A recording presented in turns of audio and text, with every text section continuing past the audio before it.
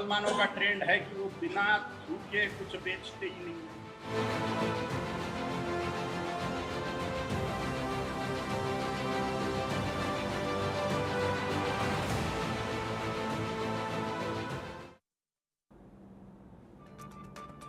और इस वक्त की ब्रेकिंग न्यूज से मैं शुरुआत कर रहा हूं। मुस्लिम बिना थूके कुछ बेचते ही नहीं। रतलाम में संत कालीचरण महाराज का यह बड़ा बयान सामने आया है और कालीचरण महाराज ने इसे थूक जिहाद का नाम दिया है। उन्होंने कहा कि कोरोना के दौरान इस तरह के लाखों वीडियो सामने आए थे और इसके बाद अब उन्होंने सीधे तौर पर पूरी मुस्लिम कम्युनिटी को सवालों के घेरे में खड़ा कर दिया है। उन्होंने कहा कि मुस्लिम बिना थूके कुछ बेचते ही नहीं। रेफरेंस उन्होंने लिया कोरोना का कि कोरोना के दौरान इस तरह के बहुत सारे वीडियो सामने आए थे जिसमें कुछ मुस्लिम युवकों को कुछ थूकते हुए दिखाया गया था। अब उसका रेफरेंस लेते हुए उन्होंने पूरी मुस्लिम कम्युनिटी पर निशाना साधा है।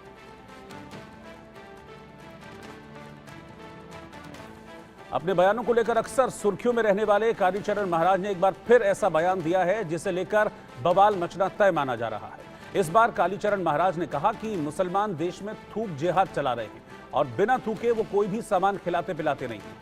दरअसल कालीचरण महाराज एक कार्यक्रम में शामिल होने के लिए मध्य प्रदेश के रतलाम पहुंचे थे, जहां उन्होंने मीडिया से बात करते हुए इस तरह का विवादित बयान दिया।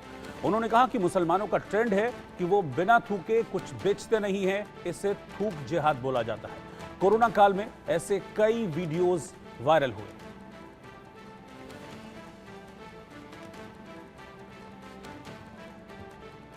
मुसलमानों का ट्रेंड है कि वो बिना थूके कुछ बेचते ही नहीं है, थूक जिहाद बोला जाता है। कोरोना काल में ऐसे लाखों वीडियो प्रकाशित हुए हैं जिससे ये साबित होता है कि उनके द्वारा बिना लब दिए माने बिना थूक लगाए कुछ बेचा जाना संभव ही नहीं है। इसलिए मुसलमानों की शॉप पर उनका नाम लिखना बहुत ज़्यादा महत्वपूर्ण है, जिससे हिंदू वहाँ पे ना जाए। मैं सभी हिंदुओं से आह्वान करता हूँ आप सबके चैनल के माध्यम से कम व्रतस्थ होते हुए तो भी मुसलमानों के दुकानों से कुछ भी खरीद के ना खाएं, क्योंकि उनकी परंपरा है बिना थूके वो कुछ खिलाते पिलाते नहीं है। मुसलमानों पर थूक जिहाद का विवादित बयान देने के बाद कालीचरण महाराज यही नहीं रुके, उन्होंने यहां हिंदुओं से एक अपील भी कर दी। उन्होंने कहा कि मैं सभी हिंदुओं से आह्वान करता हूं कि वो मुसलमान की दुकानों से कुछ भी खरीदकर खाएं ना। इस बात को ध्यान में रखें क्योंकि हिंदुओं को अपनी सुरक्षा खुद ही करनी चाहिए। अगर नेम प्लेट नहीं दिखती है तो दुकानों पर जो QR कोड होता है उसे स्कैन कीजिए, उस पर बराबर दुकान संचालक का नाम आ जाएगा, क्योंकि QR कोड बैंक जारी करता है और जिसका बैंक खाता होता है नाम भी उसी का ही आता है। जिनको थूका थाकी से परहेज है उन्होंने हर क्षेत्र में उन सब लोगों ने करना चाहिए, और जिनको थूक मुंह से कोई प्रॉब्लम नहीं है उन्होंने नहीं करना चाहिए। लव जिहाद की घटनाएं लगातार सामने आ रही हैं। हाँ, आप सामाजिक रूप से क्या संदेश देना चाहते हैं? सामाजिक रूप से संदेश में लव जिहाद की केस हैंडल करने वाले धर्मरक्षकों को बताना चाहता हूँ, सुअर का दांत पास में रखियो, पानी में घस के किसी पत्थर पे घस के 2 बूंद पानी में मिला दीजिए, वो छोरी को पिला दो।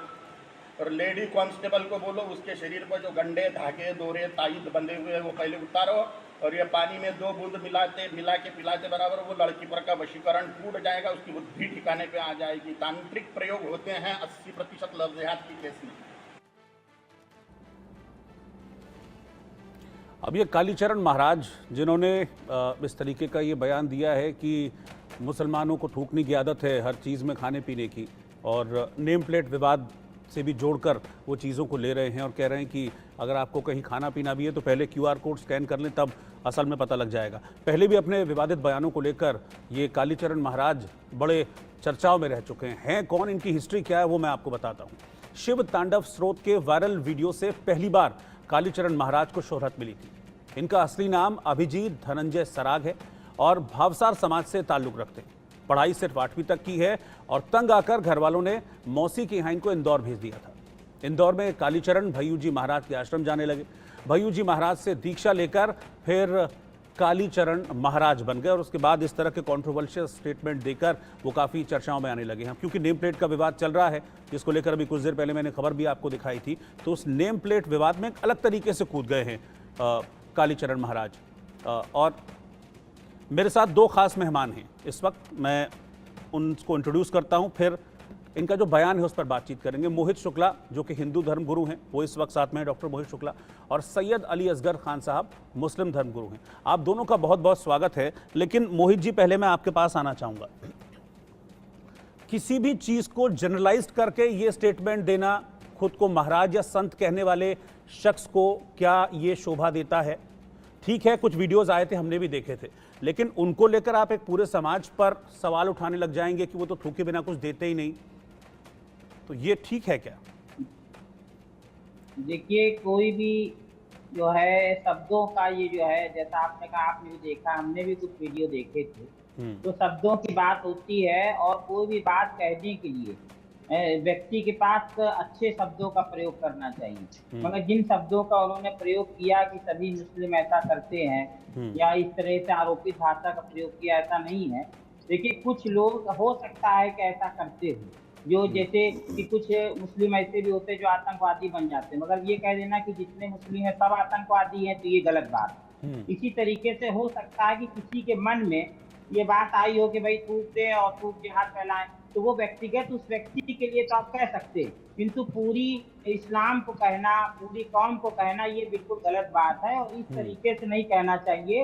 हाँ, जैसे सतर्कता के लिए अगर कहा जाए कि ऐसे लोगों सतर्क रहिए, तो वो तो देखिए, साफ सफाई से व्यक्ति भोजन बना रहा है कि नहीं बना रहा है, कि वो हिंदू भी हो सकता है, मुस्लिम भी हो सकता है, तो इस बात का ध्यान रखना तो हर व्यक्ति के लिए जरूरी है कि भाई वो एक चीज सतर्क रहे कि कहीं पर भी जो भी भोजन बनाया जाए वो शुद्धता से, सफाई से। और हमारे तमाम धर्माचार्य शुरू से ये कहते आए हैं कि भोजन वहीं करिए जहाँ पर शुद्धता से हो, साफ सफाई से बन रहा हो। और यहाँ पर मुस्लिम और हिंदू या सिख या ईसाई की बात तो सदियों से कभी आई नहीं है। तो ये बात तो शुरू से हमारे शास्त्रों में कहा गया है कि भोजन हमेशा वहीं करें जहाँ पर शुद्धता का परम ध्यान दिया जाए। जहाँ पे अशुद्धि लग रही हो या प्रतीत होता हो, वहाँ पे भोजन न करिए। तो ये तो शुरू से कहा जा रहा है, किंतु किसी एकाध घटनाओं को देखकर पूरे धर्म को या किसी मजहब को टारगेट करना, निशाना बनाना, ये भी तो गलत है। सैयद अली असगर खान साहब, जो ये कालीचरण महाराज हैं, स्वयंभू महाराज हैं कालीचरण महाराज, अब ये इसको जिहाद का भी नाम दे रहे हैं। आजकल ये ट्रेंड चल गया है, कुछ भी होता है जिहाद का नाम, इसको अब थूक जिहाद का नाम उन्होंने दे दिया है। देखिए, जिहाद शब्द का तो माने भी इनको महाराज को पता नहीं होगा। जिहाद शब्द बेसिकली कहते किसे है, क्योंकि अरबी शब्द है और थूक हिंदी शब्द है। ये आधा तीतर आधा बटेर बनाकर पेश कर रहे हैं, उनको ये नहीं मालूम। दूसरी चीज़ ये कि जिस तरह पूरी कम्युनिटी पे इल्ज़ाम लगाया जा रहा है, ये बिल्कुल गलत है। ये कैसे पॉसिबल है? मैं खुद आपसे पूछता हूँ कि कोई इंसान किसी को कोई चीज़ चाट कर या उसको थूक कर या उसको उठा करके खिलाए, ये पॉसिबल नहीं है। और ना ऐसा होता है, ऐसा कोई नहीं करता। ये एक क्लेम है और ये लोगों में मैंने उसी बात को कहा था कि जनरलाइज्ड इसको नहीं करना चाहिए। लेकिन ऐसा नहीं है कि बहुत सारे वीडियोस इस तरह के वायरल हुए थे, हमने देखा भी था, शायद आपने भी देखे हों, लेकिन वो अलग अलग आदमी है, अलग अलग दिमाग होता है। मैंने यही इसलिए शुरू में कहा कि आप जनरलाइज नहीं करना चाहिए इसको। हाँ, उन वीडियो की कोई पुष्टि नहीं हो सकी, उस कोरोना काल के जिसके जिक्र कर रहे हैं उनकी कोई पुष्टि नहीं हो सकी। उसी को आधार मानकर तबलीग जमात पे तथाकथित बैन लगाने की कोशिश की गई थी, उसको खोल दिया गया। तो ये सब चीज़ें एक झूठी अफवाह के अलावा कुछ भी नहीं है। दूसरी चीज़, जहाँ तक नाम लगाने की बात है, ये हमारा कानून में है। और ऐसा कोई भी होटल, कोई भी ढाबा, कोई भी ऐसी दुकान है, उसके ऊपर हमारा कानून ये कहता है कि उसका नाम लिखा जाना चाहिए, उस पर क्या क्या चीज़ें बिकती हैं वो लिखी जानी चाहिए, कितने नौकर काम करते हैं वो लिखी जानी चाहिए, कितना स्टॉक इस एक दिन का यहाँ पर होता है वो लिखा जाना चाहिए, कितनी सैलरी आप उसको देते हैं ये लिखा जाना चाहिए। साथ ही एक ड्यूटी ऑफिसर बाकायदा उनको वीकली चेक करता है, वीकली एक छुट्टी का भी प्रावधान है। यह हमारे कानून में पहले से, लोग मानते नहीं वो अलग बात है। और जहाँ तक ये कहना कि किसी दूसरे धर्म का नाम लेकर आप चीज़ें बेचते हैं, तो इसका बहुत अच्छा उदाहरण आप देख सकते हैं, करीम होटल के नाम से अजमेर के अंदर है और जो कि हिंदू चलाता है। और इससे भी बड़ा जो बीफ निर्यात के अंदर हम भारत नंबर 2 पर है। बीफ निर्यात में सबसे बड़ी कंपनी जो भारत से बीफ निर्यात करती है वो अल कबीर के नाम से है, जबकि वो मुसलमानों की नहीं है। वो हिंदू धर्म से आते हैं और वो भी वो धर्म से आते हैं जो कि हाथ लगाने ही मैं समझता हूँ पाप समझते हूँ, वो धंधा करते हैं। तो ऐसा कई बार होता है कि एक हिंदू ओनर की कई दुकानें होती हैं जिसपे मुसलमान भी काम लेने जाता है तो वो उनको काम देते हैं। कई आम के ठेले, कई फलों के ठेले ऐसे होते हैं, कई दूसरी चीजें ऐसी होती हैं जिसका ओनर हिंदू होता है और बेचने वाला मुसलमान होता है, वो मजदूरी पे काम कर रहा होता है। अब वो नाम लिख देगा हिंदू का और उसका आधार कार्ड होगा मुस्लिम का, तो ये तो जिनकी शिक्षा नहीं हुई वो उसकी पिटाई कर देंगे। इसीलिए अति मुकेश्वर आनंद जी ने कहा था कि ये जो भी हमारे यात्री निकलते हैं वो खुद स्वयं अपना ध्यान रखें, साथ ही इनका प्रशिक्षण शिविर लगाने चाहिए। बिना प्रशिक्षण शिविर के लोगों को उतार दिया जाता है, नतीजा ये होता है कि जरा सी भी चीज वो बर्दाश्त नहीं कर पाते अपने रास्ते में। हमने तो ये देखा है कि कावड़ियों को या कोई सी भी धार्मिक यात्राएं होती है उसके अंदर दूसरे समाज के, विभिन्न समाज के लोग उनकी सेवा कर रहे होते हैं। और इतना ही अगर वो है तो सरकार को चाहिए कि जगह जगह पंडाल लगाए और जगह जगह खाने की व्यवस्था करें इनके लिए। ये भी एक पुण्य का काम है, बल्कि सरकार नहीं तो समाज खुद कर सकता है इस कार्य को। मोहित जी, नेम प्लेट की तरफ भी इशारा था, नेम प्लेट विवाद की तरफ कालीचरण महाराज का। नेम प्लेट विवाद पर आपकी क्या राय? हालांकि ये मसला भी सुप्रीम कोर्ट में सबजुडिस है और सुप्रीम कोर्ट ने रोक लगा रखी है, ये कहा है कि भाई जिसका मन हो लगाए, जिसका मन हो ना लगाए। लेकिन आप क्या सोचते हैं इस विवाद को लेकर? क्योंकि ये जो इशारा उन्होंने किया, QR कोड वाली बात जो कालीचरण महाराज ने कही, ये सारा का सारा रेफरेंस वही था। देखिए, उन्होंने अलग भाव से ये बात कही है, भाव भी बहुत मायने रखता है। यह हमारे कानून में ऑलरेडी है कि कहाँ नहीं, ये मोहित जी से सवाल था, मैं आपके पास आऊंगा खान साहब। ये मोहित जी से था मेरा सवाल। मोहित जी, देखिए, नेम प्लेट जो है जो व्यक्ति लगाना चाहे, कोर्ट ने ये नहीं कहा कि अनिवार्य, कोर्ट ने ये कहा कि अनिवार्य ना किया जाए। तो सरकार अनिवार्य, अगर कोई लगाना चाह रहा है, जैसे मेरा घर है, मेरा कार्यालय में नेम प्लेट अपना लगाना चाहूँ तो लगा सकता है, उसमें कोई बुराई नहीं है, नेम प्लेट लगा सकता है। मगर अभी जैसे मौलाना जी कह रहे थे कि मान लीजिए कि कोई हिंदू व्यक्ति है और उसकी दुकान है खाने की और उसका कारीगर मुस्लिम है, या कोई मुस्लिम व्यक्ति उसका कारीगर, तो वो उसको अपना नाम जो है दुकान का जो मालिक है वो लिखेगा। तो आप कारीगर कौन है, क्या नहीं है, कैसे, तो उसको कैसे स्पष्ट होगा? ये सारी बातें कोर्ट के सामने रखी गई थी, तभी कोर्ट ने कहा कि अनिवार्य उसको ना किया जाए, इससे भ्रम फैल सकता है। भाई हम तो ये सोचेंगे कि यहाँ हिंदू नाम लिखा है और कारीगर वो मालिक उसका हिंदू है, उसने हिंदू लिख दिया, अब कारीगर मुस्लिम है। तो ये सारी बातों को भी तो ध्यान में रखिए। जैसे कोई नियम बनेगा तो उसके पीछे सारे पहलुओं को देखा जाना चाहिए। तो इसलिए जो व्यक्ति कोई दुकान से सामान ले रहा है तो उसका विवेक अपना जागृत रखे कि कैसे हम सामान ले रहे हैं, किससे ले रहे हैं, वहाँ किस प्रकार से खाना बनाया जा रहा, पकाया जा रहा, देखा। और सबसे बड़ी चीज़ है कि खाना जैसे होटलों में होता है तो रसोई घर पीछे कर देते हैं, खाने का काउंटर जहाँ से पैसे का लेन देन आगे, रिसेप्शन आगे कर दे, ये नहीं होना चाहिए। पारदर्शिता होनी चाहिए। सरकार को ऐसे कानून बनाना चाहिए कि भोजन किस तरीके से बन रहा है, कैसे नहीं बन रहा, उसको साफ आदमी पारदर्शी शीशा होना चाहिए, देख सके, जिससे दिखाई पड़े कि शुद्धता साफ सफाई से बन रहा है कि नहीं बन रहा है, कैसे बना रहा है, कौन बना रहा है। तो ये सारी चीजें जो है पारदर्शिता होना, इसमें कोई बुराई नहीं। मगर कोर्ट ने सिर्फ इतना कहा है कि जो सरकार ने अनिवार्य कर दिया था, अनिवार्यता को ना करके, और कोई व्यक्ति अगर अपना नाम लिखना चाहता वहाँ और अपनी दुकान से उसको लगता है। और एक बात मैं और कहना चाहता हूँ, जैसे कोई व्यक्ति अगर मुस्लिम है तो मुस्लिम जो है वो अपने नाम से कार्य व्यवसाय करे, हिंदू है वो अपने नाम से करे, हिंदू मुस्लिम के नाम से कर रहा, मुस्लिम हिंदू के नाम से कर रहा, ये गलत है। हर व्यक्ति को अपने ऊपर विश्वास होना चाहिए, सत्य पर विश्वास होना चाहिए कि मैं जो हूँ, जैसा हूँ, उस रूप में मुझे स्वीकार कोई करे, अगर किसी करना है नहीं तो ना करे। यही सत्य की परिभाषा है कि जो पदार्थ जैसा उसको वैसा कहना, यही सत्य है। अगर मुस्लिम है तो उसको अपने मजहब पर, अपने अल्लाह पर विश्वास होना चाहिए, हिंदू है तो उसको ईश्वर पर विश्वास होना चाहिए कि मेरा जो नाम है, मैं अपने नाम और पहचान क्यों मिटा रहा हूँ, उसी नाम पहचान के साथ में उसको व्यापार करना चाहिए। ये मेरा मत है। ठीक है, मैं आपके पास आऊँगा। थोड़ा सा और कालीचरण महाराज जो कि थूक जिहाद की नई संज्ञा दे रहे हैं, उनके बारे में थोड़ा सा और मैं बताता हूं। पहले भी बड़ा विवादों में रहे हैं। एक बार महात्मा गांधी पर विवादित टिप्पणी की थी कालीचरण महाराज ने, इन्होंने ही, जिस पर उनके खिलाफ FIR भी दर्ज हुई थी कालीचरण महाराज के खिलाफ। और आपको बता दें कि कानूनी शिकंजे में फंस गए थे, उनके खिलाफ FIR दर्ज हुई थी और गिरफ्तारी भी हुई थी कालीचरण महाराज की। पहले भी विवादित बयानों को लेकर काफ़ी चर्चाओं में रहे हैं कालीचरण महाराज। उनके बारे में मैं आपको बता भी रहा हूँ, ग्राफिक्स के जरिए दिखा भी रहा हूँ कि 29 दिसंबर 2022 को पुणे के खड़क थाने में शिकायत दर्ज हुई थी कालीचरण महाराज के खिलाफ। इससे अलावा 27 दिसंबर 2022 को रायपुर में उनके खिलाफ शिकायत दर्ज हो चुकी है। 28 दिसंबर 2022 को महाराष्ट्र के अकोला में शिकायत दर्ज हुई है। तो अलग अलग बहुत सारे मामले हैं जो कालीचरण महाराज के खिलाफ चल रहे हैं अपने इसी तरह के विवादित बयानों को लेकर।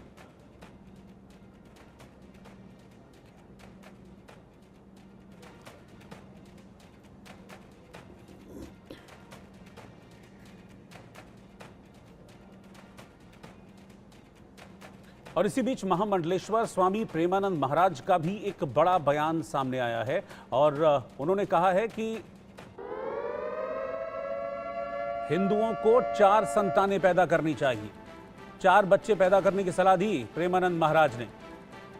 कहा कि 4 बच्चे हर हिंदू पैदा करे, फिगर मेंटेन करना छोड़ दें महिलाएं। 2 बच्चे आप रख लो और 2 बच्चे हमें दे दो, हम पाल लेंगे। क्या कहा प्रेमानंद महाराज ने, जरा वो देखिए, आप सुनिए। आप भगवान कपिल के पुराने जमाने में एक एक आदमी के कितने पुत्र होते थे, भागवत में लिखा है 60,000। और अब एक, ज्यादा से ज्यादा 2।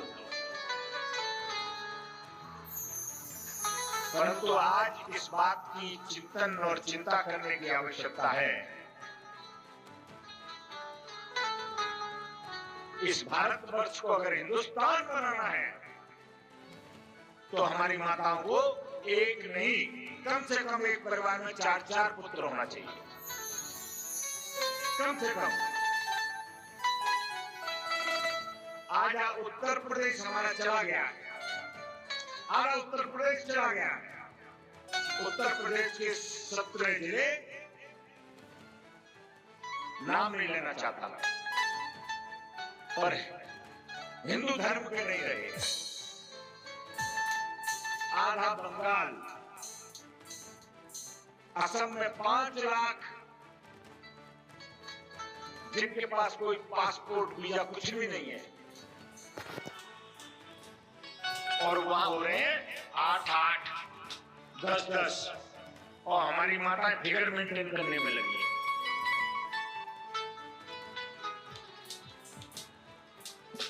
मैं तो एक बात कहता हूं, देखो हमारे पास ज्यादा जगह तो नहीं है, पर अगर 2 का टारगेट हो, अगर कोई 3 कर रही है तो हमको दे दो।